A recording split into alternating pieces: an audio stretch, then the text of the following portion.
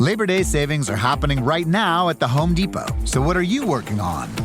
Prep for fall with our wide selection of cordless power tools that make it easy to clear your lawn starting at $79. And once the leaves are clear, keep your yard looking fresh with colorful mums that bloom all season long. Shop Labor Day savings now through September 3rd only at the Home Depot. See select stores for details. From LAist and APM, American Public Media, it's This Old House Radio Hour. I'm your host, Jen Largis. On today's show, we talk to the co-founders of a company helping young women discover exciting and successful paths into the trades. This is egregious that women don't have what they need to do their jobs safely, let alone options. Pop icon and founding member of the Bangles, Susanna Hoffs, is here to share about her old house, including the living room she turned into a pitch-perfect sound studio. The house gave us this gift of these acoustics. It was a house made for music. Do you really need that new fancy grill? Hardware store enthusiast and food scientist Alton Brown is on to share his unconventional outdoor cooking tips. And they just might save you some money. All of this, plus we're answering your home improvement questions at 877-864-7460. Coming up next.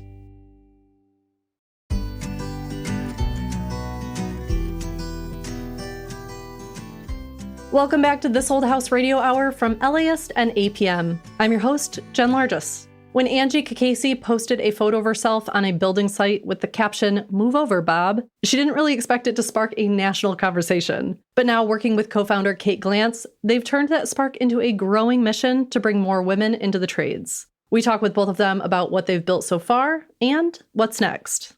Angie and Kate, welcome to This Old House Radio Hour. Thank you. Thank you for having us. Angie, where did you get the idea for Move Over Bob? Move Over Bob actually started back in 2015 when I attended my first construction class.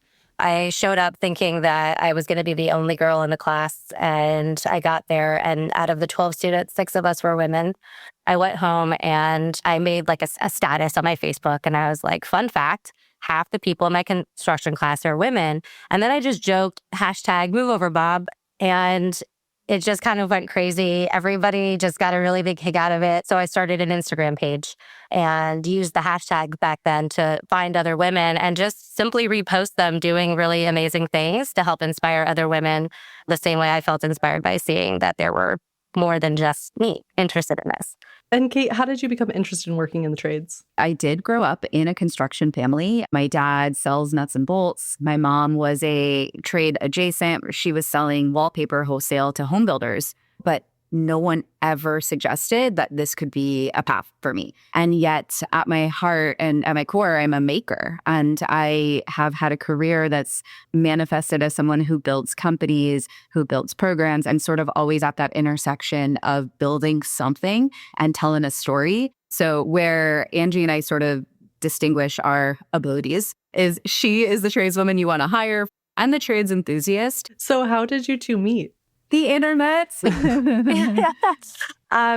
we actually were introduced through a childhood friend of mine. And just for me, Move Over Bob has been more of a passion project, right? Because my full time was committed to my construction company that I launched in 2017.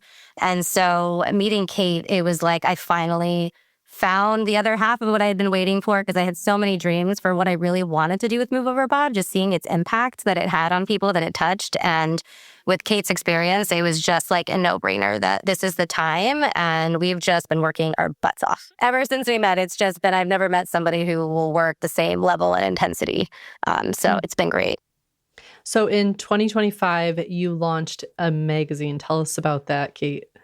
Yeah. So we knew we wanted to expose and inspire and connect the next generation with opportunities in the trades.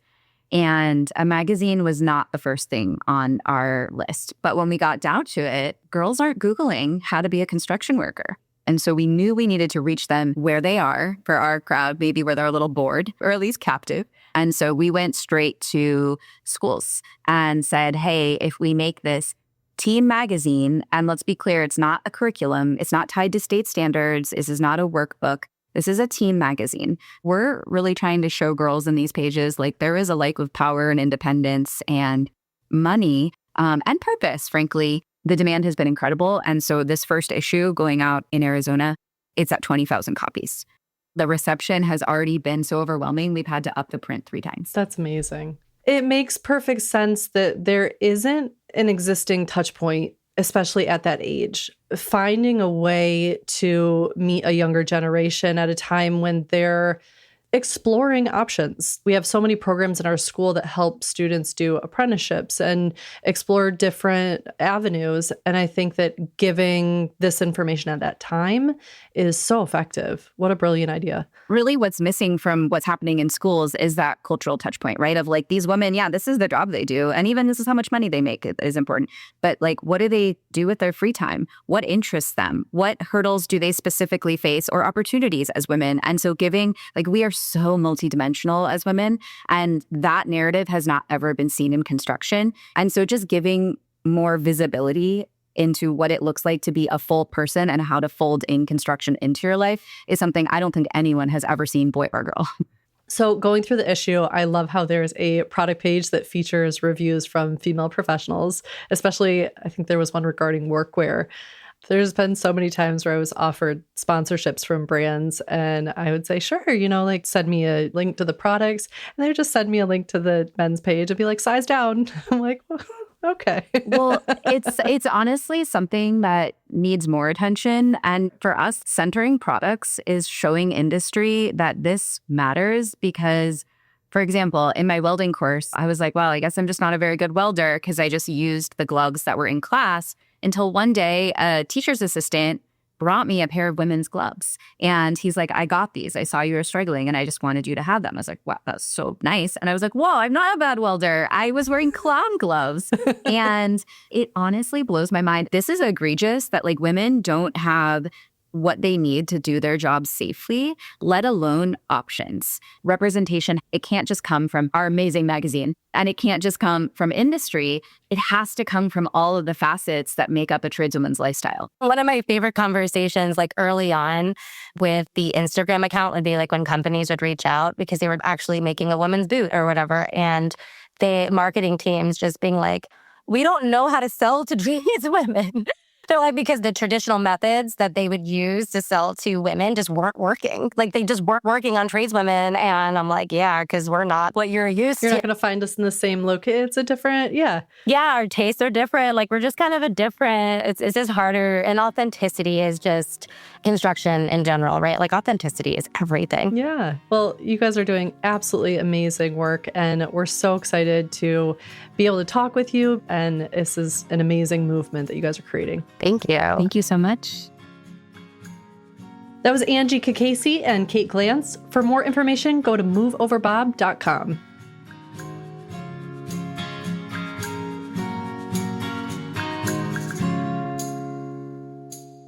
Right now, we're tackling your DIY and home improvement questions. Call us at 877-864-7460. Hello, you're on This Old House Radio Hour. Hi, this is Aaron from Los Angeles, California. And Aaron, what's your question?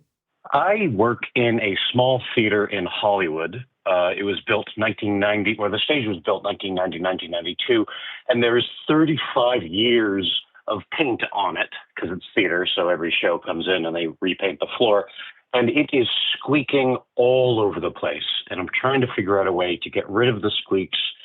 Ultimately, I would love to tear everything up, but it's theater and we have no money. It's about a 14 by 24 foot stage, which is about 10 inches off the ground. Any advice on how to get rid of squeaks? We'll see what we got. We have Zach Detmore, a general contractor for the show, here on the line. All right, Aaron, I love a good theater question. Normally, I have to hide all my theater knowledge behind this macho facade of construction, but today is my day. I get to speak with someone who understands me finally. I'm so glad to provide that service to you. Great. So how much squeaky are we talking about? Like all over the place? Or could you sort of walk around on this stage, putting down pieces of masking tape and identifying where the squeaking's happening, and it would be like less than 20 spots? It's less than 20 spots, but the spots are getting bigger and bigger. All the way upstage, all the way over on stage right near the wall, the stairs as well. Nothing that I can reach from the one access point that is all the way downstage near the audience. So you can get under this and sort of see below the stage, but I imagine it's too low for you to sort of crawl under there. Yeah, 100%. It's only 10 inches, a 10-inch clearing, if that. If you look under, can you see the floor joists and the spacing of them that are making up the support of this? No, not really, because of the way that I was not involved in the initial construction. So there's a barrier that goes all the way across, like about 6 inches in, so I can't even see to the back of the stage. Okay, got it. Underneath. Is there any infrastructure below the stage that if you were to just start screwing in through the boards that you would hit and potentially cost you money, like electric or plumbing? No, nothing like that, no. You just told Zach what he wanted to hear. You just gave him the green light to buy 30 boxes of screws. Yeah. I just ordered a box and sent them to the theater just now. Where am I going with this, Jen, then? I know exactly where you're going. Oh, goodness. Is there any way that he can get a feel for where the joists are that he's screwing into, though? The squeak you're hearing is the friction between the shaft of the screw and the wood itself. And stages are typically made of a hard wood. So there's a lot of pressure. I think the way to get started is get a long screw that has no threads at the top of it. And if you get a really long screw, like, for example, a 3 or 4 inch screw, the top inch, for example, has a smooth shaft. So that would allow you, if you were to screw through the top of the stage and the screw were just to drop, right, once you reach the smooth part of the screw, then it would tell you there's no structure there. Right. We're going to make the assumption that this floor is constructed either 12 or 16 inches on center. So you're going to basically start at a point where it's squeaking and work sort of perpendicular to the direction of the floor boards, if that makes sense. So the floorboards are running one way, the joists are running the opposite way. And you're just going to keep drilling holes 1.5 inches apart until that screw is grabbing all the way down. Does that make sense? 100%, yeah. The screws I'm going to recommend would be something called a trim screw or a headless screw. But basically, it's a screw that will totally embed itself in the top of your stage floor. It almost looks more similar to a finish nail than a screw. You probably want a trim head screw that's something like 2.5, 2 3/4 inches long. Mm-hmm. And then you can get a little wood filler or a little wax and just fill those holes. And then, like you said, people keep painting this stage. So after you return the show over, someone's going to paint over it, and people will never know those holes were there. 500 screws. Right. I don't know. There's 2,000 screws there. Hey, he said less than 20. So I'm thinking a pound of screws will do you. Oh, excellent. I mean, hopefully you come from the theater. You know, not everything is built to those dimensions sometimes. So hopefully it's 12 to 16 inches. Let's pray. You could put some extra holes in this floor and no one's going to be the wiser once you fill them up again. Excellent. I really appreciate it. I really enjoy your show. Thank you both. No problem. Good luck with it. Take care. Bye. Coming up, our experts answer more of your home improvement and DIY questions. Call us at 877-864-7460. That's 877-864-7460. Coming up on This Old House Radio Hour from LAist and APM. Stay tuned.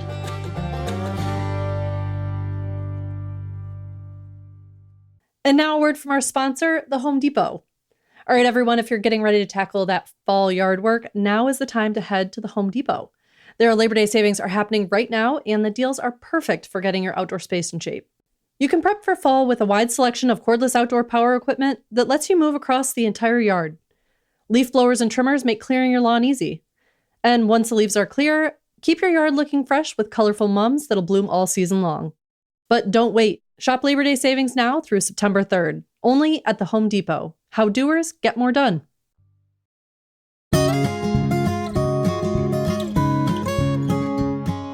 You're listening to This Old House Radio Hour from LAist and APM. I'm your host, Jen Largis. Right now, we're answering your home improvement and DIY questions. Call us now at 877-864-7460. That's 877-864-7460, and we'll match you with the right expert. Hello, you're on This Old House Radio Hour. Hi there. Dan Buckley from Detroit, Michigan. Dan, what's your question today? Yeah, so I'm working on an old 1888 workman's cottage in Detroit, and I'm fixing up the wood siding that I've recently uncovered. I'm just wondering what kind of paint prep, not prep work before the paint, but what kind of coatings I should be looking at using when I'm actually starting to paint this. Okay. We've got Zach Detmore, general contractor, and Mauro Henrique, the painter for the show, both here to help. Mauro, what questions do you need to ask in order to give him some advice on this? Well, the house, if I hear right, is from 1888? Correct. Yep. Is that right? And what kind of surface is that then? Is clapboard, siding, is what? Yep, it's lap siding. As far as I can tell, it's either cedar or possibly old Doug fir. Okay. With only one coat on it before they decided to cover everything in asphalt years ago. Mm-hmm. So it's in good shape overall. And you're looking forward to repainting the whole thing? Is that right? Correct. Yep. So I'm replacing rotted wood where it's at, and I'd like to pre-prime those boards on all 6 sides. So I'm curious if there's a primer recommendation and then finish coat recommendation. Zach, would you get anything special before anything paintings get done? I think my only question would just be if the asphalt shingles put a lot of holes in the clapboards, should we be worried about water intrusion through those and fill those penetrations before proceeding to the next step? So that's sort of my fear, is just keeping water out of the house, because I imagine that was hung on it. I've actually already filled the nail holes. I used, I think it was a Bondo product for wood. Oh, you're on the ball. We can't tell you anything. This guy's on the ball. Yes, Bondo wood. Mm-hmm. That's a good product. It's been working phenomenally, and yeah, there are about 4,000 nail holes. So I've that's kind a of hard product to work with on that many nail holes, though. Yeah, You have to work very fast. That's a proper job. Holy smokes! You get enough Bondo for that? Yeah. They're small nail holes at least. That was my primary concern. That's a very high quality filler. I mean, I think that's just making sure you're really driving it in, because it's that keying in. You know, you really want it to be less of a cap on the hole and more of a plug. Sure. But I'm sure if you've done your research, you're good on that. My biggest question is, I think there's a lot of debate back and forth about water-based or oil-based primers and finish coats. Mm-hmm. I'd like to understand, is oil a good product for, sealing that wood initially? Will it help bond to the surface better? And, or if not, should I be using water-based products? When you see the surface, how much of bare wood on your building there? Less than 10% is bare. Less than 10% is bare. And the rest is nice and solid. You can put anything on top of that, right? Yep, absolutely. By the age of this building, it looks like you have oil base right there, right now. I'm a big fan when I see an outdoor or exterior surface. If I can use oil, still we can have it, I would definitely do that. Okay. You get a better foundation for your top coatings. A good oil base will get nice and protect the wood, the bare, and the existing ones if it's that in good shape. And then once that dries, you can go on top with any high quality latex acrylic paint on top. Okay. And then so top coating over oil, it doesn't matter. I could use an oil top coat or a water-based top coat. I'm curious. Yes, that's correct. So the primer has an oil base. If you have paint, If you have a room, the surface paint with an oil-based paint cannot go on top with the water-based paint. But if you have the primer, it's a sealer. It works as a sealer. And then you can top coating with a good, acrylic paint on top. I really do appreciate this. This is a very helpful, quick conversation. So I wanted to just say thank you to both of you. I'm glad I was so much help. Zach, you added nothing. I added nothing. I told him to use a. Don't take credit. To do a step. He already did. But I love the accolades. Well, take it while you get it. I appreciate it, guys. And thanks for what you're doing, and I really appreciate it. Have a good rest of your week. You too. Good luck with your project. Thanks, Dan. Thanks, guys. Thank you, Dan. Bye. Bye-bye. Right now, we're answering your questions. Call us at 877-864-7460. Hello, you're on This Old House Radio Hour. Hi, this is Lorraine Messman. I'm calling from Los Angeles, California. Hi, Lorraine. What's your question today? Well, I have a condo unit that was built in 1979, and the master bath has 2 sinks in it, and they're connected by about an 8.5-foot long slab of marble that's about 3/4 of an inch thick. And one of the sinks cracked. So when I looked under the sink, they're held up by like 2 wooden pieces that seem sort of jerry-rigged, and there's putty or plaster all over the place.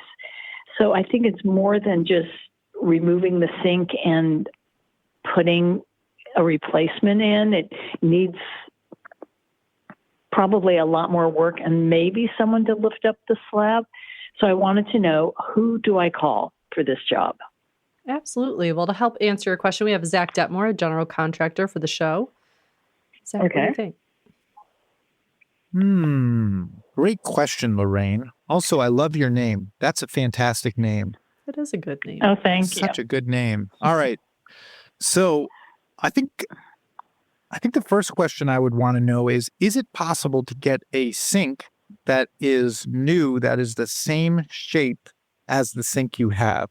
Because if that's not possible, for example, if you could only get a sink that would look funny with the existing holes in the marble countertop, then, proceeding with changing the sink is a bad option. We need to change the whole top. So that would be a question best answered by someone who works at a plumbing supply house. And you could measure your existing sink or your existing openings in the marble. And then you could say, hey, do you sell a sink that is this dimension? And if they do, then I think it would be a conversation with either a plumber first, because you're going to need a plumber to make the connection to the sink. And if the plumber can't complete the job, then it would be a second call to a countertop fabricator saying, I need a sink connected to an existing countertop, because those are the professionals we use to make that connection in the field. You think they can uninstall her old sink without breaking that marble?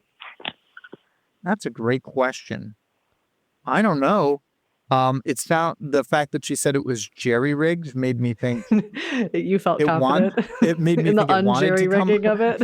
It made me think it wanted to come apart easily, but I'm speculating. If they used the correct epoxy, then it will be difficult. But most fabricators often use silicone, which is almost meant to be taken apart, and you can sort of pry slowly with gentle pressure, and it sort of releases. So it's possible you can get it out. Well, I did look online a little bit, and I saw that because the sink appeared to in my eyes, to be sort of the average regular sink. And at one of the local outlets, they did seem to have the same sink.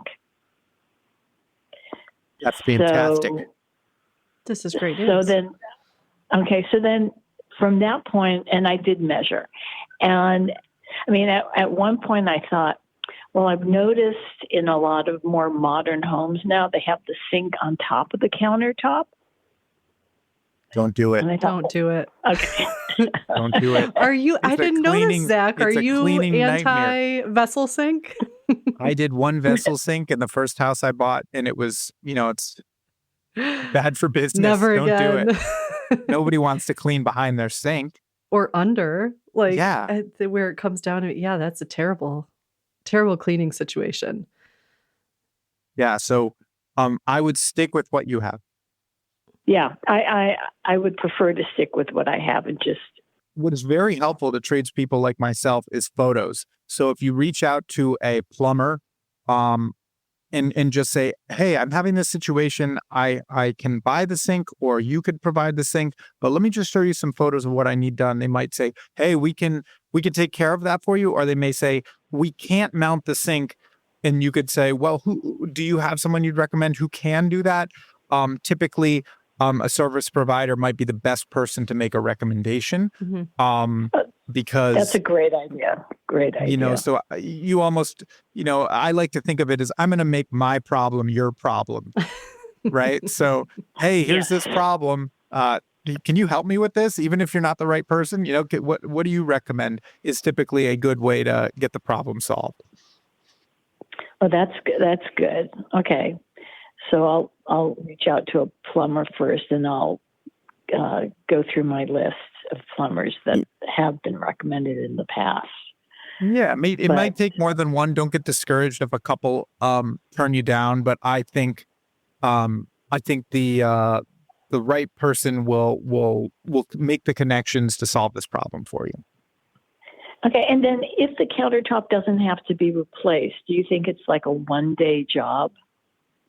It may be a one-day job, certainly, if one contractor can do it. If you need to get multiple contractors involved, it might become a 2 or 3 day job just because of dealing with their schedules. But the total job shouldn't take more than a few hours.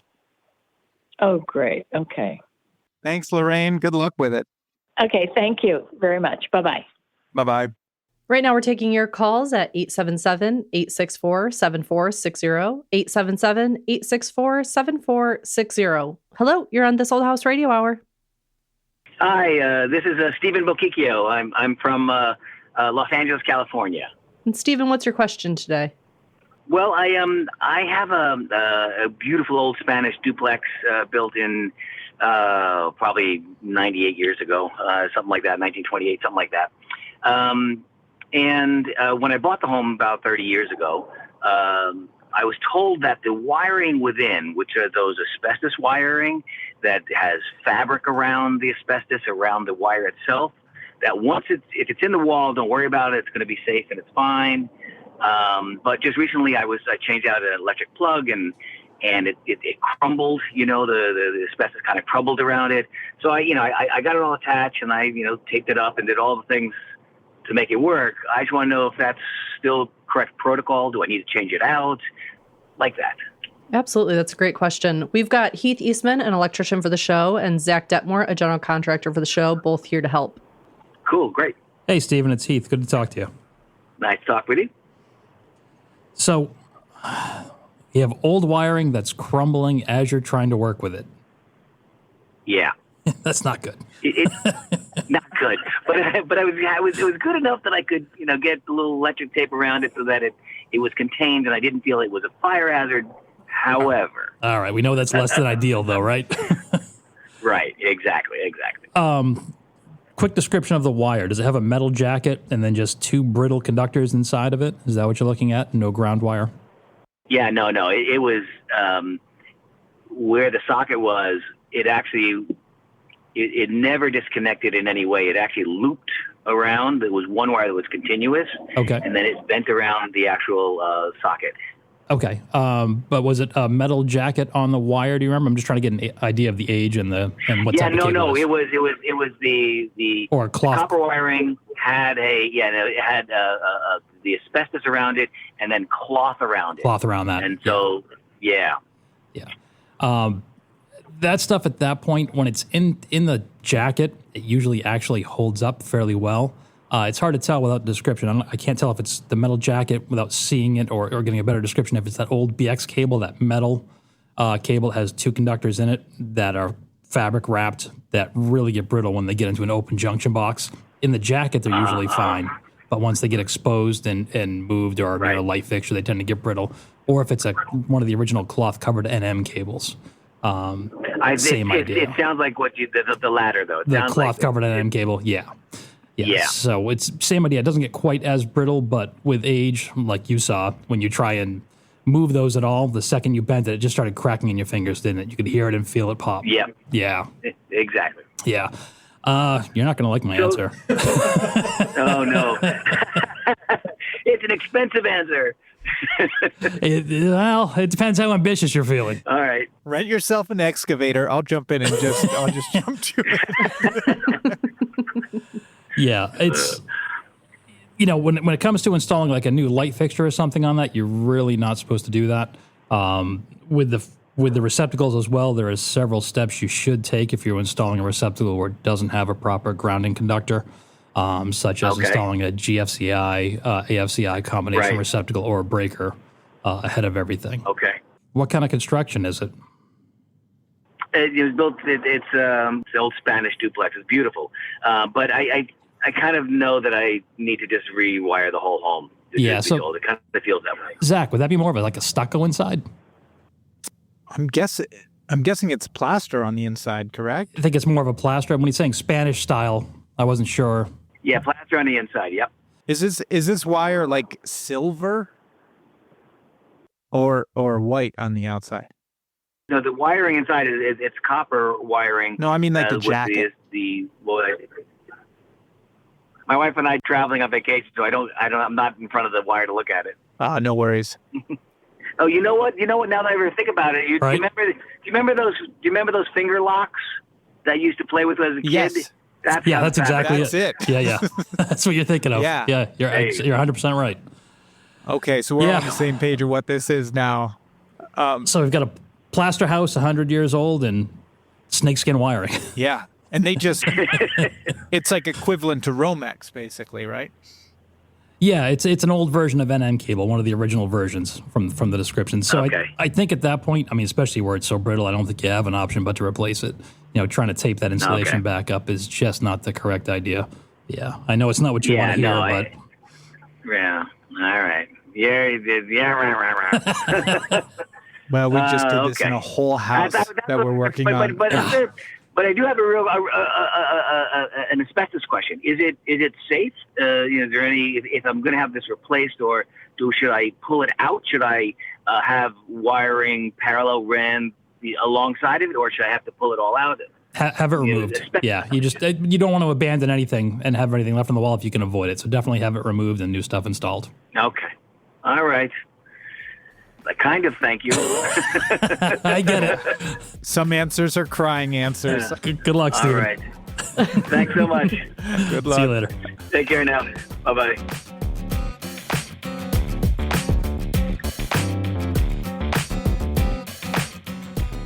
Coming up, Alton Brown is here to share why upgrading to the latest backyard grill might not be necessary. That's next on This Old House Radio Hour from LAist and APM.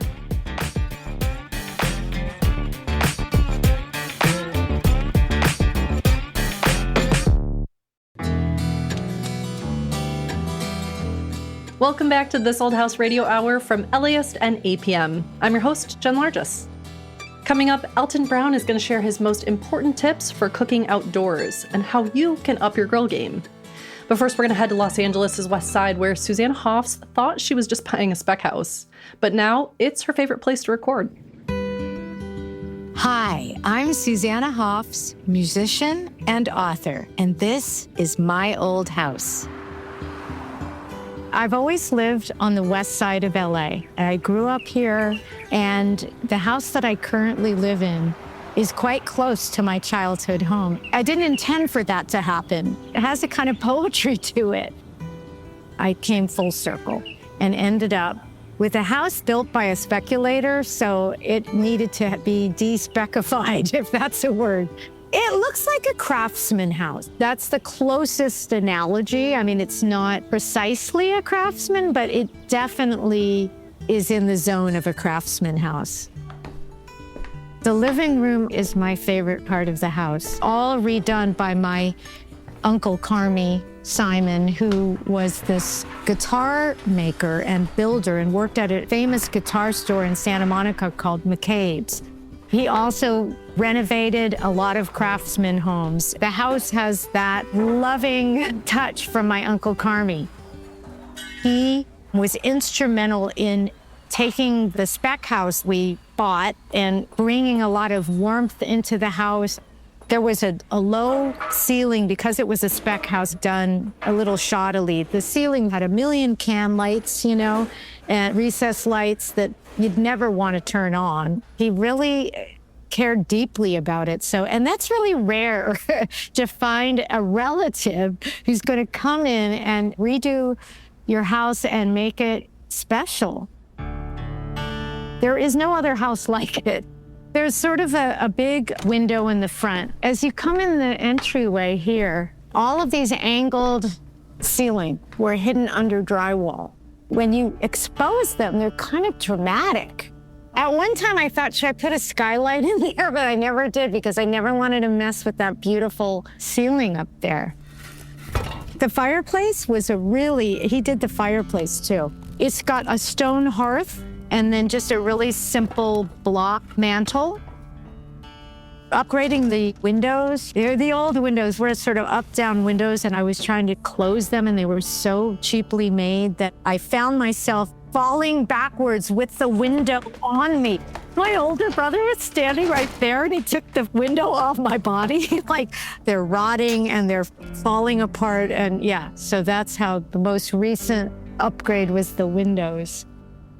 The magical part of all of it was I had no idea that the acoustics would be so incredible. I knew I always liked to sit in this room and play guitar. The crazy way that the ceiling is configured, and I'm thinking, like in a recording studio where you need to bounce the sound around a certain way. It wasn't intentional, it just was good luck that I now do not need to go to a recording studio to create music.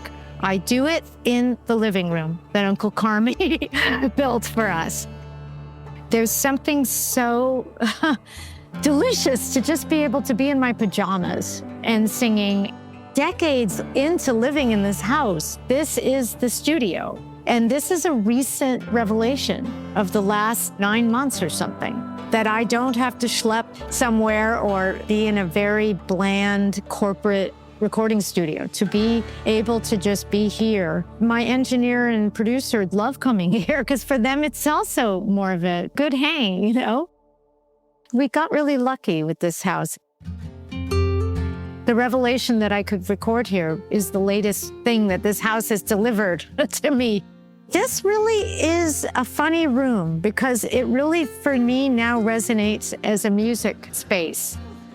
So we did have a music night, and we rented some folding chairs, and we had a lot of people over here, and it was really fun, and we're overdue to do that again. We had a piano here at one point. I'm pointing over to this wall. I gave the piano to a friend, so I have to now think about it wants to have a piano here again for music nights. We had so many cool musicians playing, and that is one of the nicest things about this house, is that you can have a music night and have quite a few people here. Everybody who wants to play, they're going, I got a song, and it's a great vibe, for lack of a better word. It's the house that we didn't know would turn out to be a very musical space. My husband just finished a film called The Roses, starring Benedict Cumberbatch and Olivia Colman. I was able to contribute some songs to it. One was Happy Together, the Turtles song from the 60s, and it was a duet with Rufus Wainwright, who's an iconic, gorgeous voice, and we sang it right here in the living room, and we have been doing that for the last 9 months, I think. For me and Jay, this house has meant raising our kids, having the opportunity to have our friends in this space, and to have music nights here, which are always special. The house gave us this gift of these acoustics that we didn't even know were there until we did a little renovation and discovered that it was a house made for music.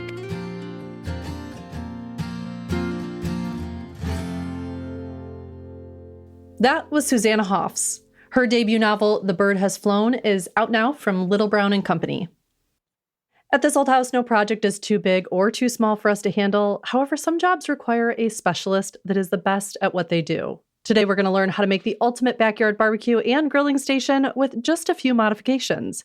You won't have to purchase a fancy new gadget or grill. Joining us today is Alton Brown, TV food show trailblazer, cookbook author, food scientist, and a person who encourages you to head to your local hardware store to make your kitchen tools work better for you. Alton, welcome to This Old House Radio Hour. Thank you for having me, and thank you for that introduction. Nicely done. I'm a huge fan of hardware stores, so well done. So before backyard smokers were maybe in our neighbors' yards, you created one that was less than, am I reading this right, $50? How did you come up with that? That was probably, you're making reference, I imagine, to my cardboard box smoker. Mm-hmm. And the reason that I came up with the cardboard box smoker was when you're trying to teach people the rudiments of a process, it's really great sometimes to remove the device. Because it's so easy to fixate on, well, I need this smoker and I need this model of grill or I need whatever. And I'm like, no. Let's get rid of all of that. I got like a high grade moving box and, I put an electric hot plate in the bottom of it and I cut a little doorway in the box for the cable. And I cut a couple of holes for some dowels to go across to hold an oven rack. And in the bottom on the electric hot plate, I just put a little cast iron skillet with some wood chunks in it and turned the gosh darn thing on and, punched a thermometer into the top of the box. When I closed it, just kind of folded it with a brick on top. And you know what? It turned out to be a really, really good fish smoker. To this day, use the box smoker more than I use probably any other smoking device for a lot of things. I do love the way you deconstruct this idea of cooking. I think so many people look at gadgets, whether it's in their workshop or in their kitchen, they assume that some magic is happening in there.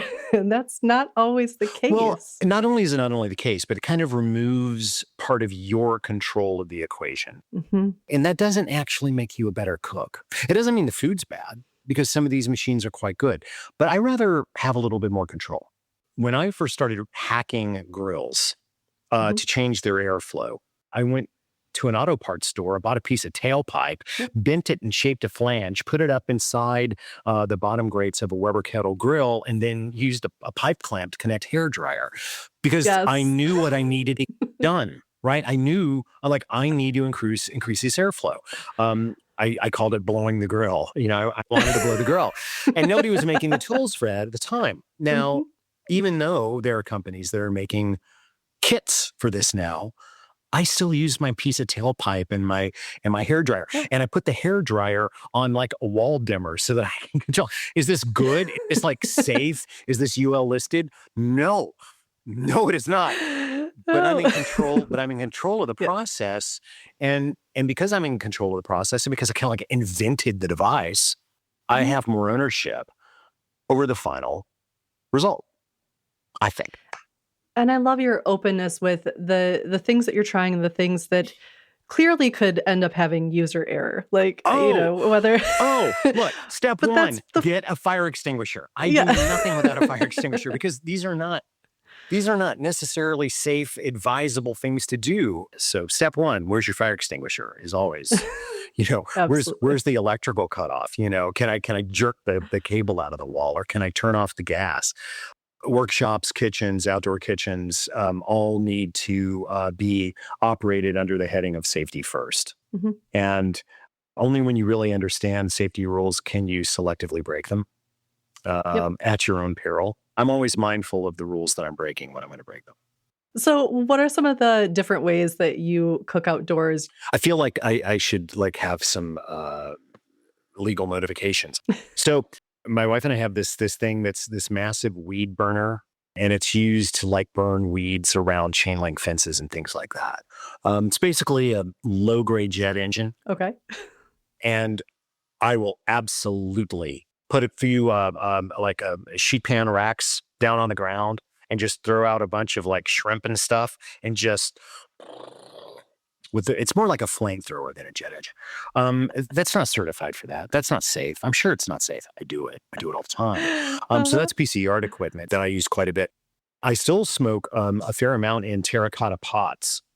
The thing about terracotta is you got to be really careful because the chemistry, the clay chemistry, can be kind of dicey. I only smoke in terracotta pots that are Italian because they tend to be quite pure.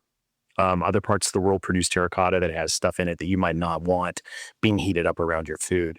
And I've used those to make tandoor ovens, 2 really big terracotta pot, like 2.5 feet wide at the top. And I took a masonry saw and I sawed off the bottom so that I could turn it upside down. And I build charcoal fires down in that and then use it as a tandoor oven. Because the whole thing about a tandoor is you've got to have walls that like this. So either, you can put meat on swords or you can slab flatbreads up against the inside of it. And I do that. I do that a fair amount, which is nothing but charcoal and a terracotta pot. As someone that doesn't know much about this cooking method, what's the function of the walls angling in and up as they go up? Because when you look at the history of ovens, going back to ancient Syria and places like that, ovens were cylindrical, they were vertical. And the difference between having walls that are straight and angled in, it turns out to be a huge amount of two things. One, holding in heat and also allowing for lesser fuel use. And a lot of these types of ovens were used during warfare campaigns where they were being moved constantly. So just being able to go from straight sides to slightly inward sides. And of course, the top's open. So you get this huge amount of radiant energy that's building up against the walls, which is why those original flatbreads, you literally slipped it up against the inner wall. It would stick. And then right before it fell off, you would peel it off and it would be done. Or you would just put giant skewers of meat down into it. So they act as capacitors of heat. And the angle of the walls makes really all the difference in the world. To this day, tandoor ovens, whether they're gas-fired or otherwise, are always conical. How interesting. So for our listeners who are looking for a grill, I know obviously there's so many things on the label that say so many bells and whistles. What do you think people should really look for? The simplest, most well-constructed thing they can get. Learn on the basics, but buy decent stuff. So buy good tools that are basic. Very few bells and whistles. Do not trust bells and whistles because bells and whistles are keeping you separated. They're providing layers of insulation between you and the experience of learning. Right? It's like, I know people that say they're experienced grillers or smokers, but the second that you take away their Traeger or whatever, they suddenly can't cook anymore. I want to be able to cook in a hole in the ground. And I can cook a hole in the ground because I understand what's going on with the heat. The other thing is learning your fuels. Cooking with hardwood is very different than cooking with charcoal. Using natural chunk charcoal as opposed to briquettes, huge difference. How you light that, how you control that is all about airflow. Because, the thing that a lot of folks don't realize is that the charcoal's not the fuel. The charcoal is a catalyst. Air is the fuel, right? Yeah, you're right. So how much air you feed that and how you're feeding that changes everything. In my thinking, it all sort of stems back to getting to know the pieces of the puzzle that you're trying to assemble. Yes. Your fuel, your heat, your air, and whatever it is you're cooking and what that requires. Does this want to be cooked fast? Does this want to be cooked slow? Is there connective tissue here? And the reason that people still respond, by the way, to this emotionally is that controlling fire defines us. Controlling fire is the most important thing that human beings have ever done. By opening up the caloric and nutritional bounty that fire made available to us, allowed us to do everything else. So it's still a very primal thing to connect to. Not only feel connected to it, but hone in on the things that we're using and their properties. It can be, a woodworker's connection to the wood that they're choosing as they're walking through the yard and deciding which piece is right and why. In any craft that you're working on, you have to control or understand, I'll say better, your base materials and the things that you're trying to harness in order to create what you're hoping to create. There's really so much similarity between choosing a slab of oak for a table and choosing a slab of ribs. I mean, you have to learn what you're looking at. You have to learn how to evaluate what you're looking at and what you're touching, and then make wise choices, which can only be done with knowledge and experience. Yep. If you're cooking outdoors, do you have any tips for listeners about what to prep inside versus outside? Everything. I prep everything inside, but then I live in the South. We've got a lot of bugs, and I stage everything inside, and I try to get everything else done and organized so that I don't have to be so crazy organized when I'm out there doing it. Yeah. Because quite frankly, when I'm grilling or smoking, I'm usually drinking a cocktail and smoking a cigar at the same time. So I don't have as many hands. I'm already multitasking. At that point, I just want to cook the food. I want to cook the food. And by the way, one of the reasons I don't like phone apps for things is I don't want to be allowed to leave the grill or the smoker. I want to stay there. It's a pilgrimage, I want to be out there. I want to watch the smoke coming out. I don't want to be free to come inside and do some other chore and then run back out. So it's you're there for the process. I'm there for the process as much as the outcome. Absolutely. Yes. Well, beautiful perspective, and we really appreciate your time and expertise. Thank you. That was Alton Brown. You can get an autographed copy of his memoir, Food for Thought, at altonbrown.com. We're nearly at the end of the show, which means it's time for the Simple Fix. Hey, Jen, it's Zach Detmore, general contractor for the show, and this is my Simple Fix. Want to remember what color you painted your room? My Simple Fix is remove an electrical cover and write on the back side of it the color, sheen, and date you painted the room. Then you'll know wherever you are in your house, you just need to pull that cover off and you'll know exactly what details were in there.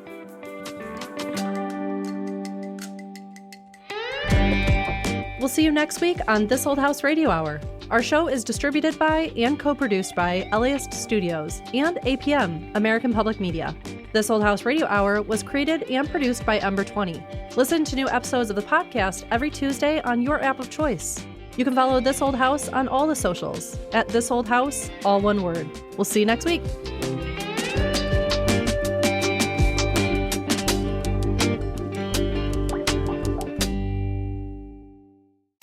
Hey everybody, I'm Kai Risdahl, the host of Marketplace. I'm going to join Amy Scott on September the 9th. She's the host of How We Survive, and also science writer Elizabeth Kolber for a conversation about the economic consequences of our climate crisis. We're going to break down how the acceleration of climate change is going to disrupt jobs and entire industries, even our daily lives. But it's not all doom and gloom. We're also going to dive into the solutions that are giving us hope right now. Thanks so much to Odoo for sponsoring this free webinar. And you can sign up today at marketplace.org/climate.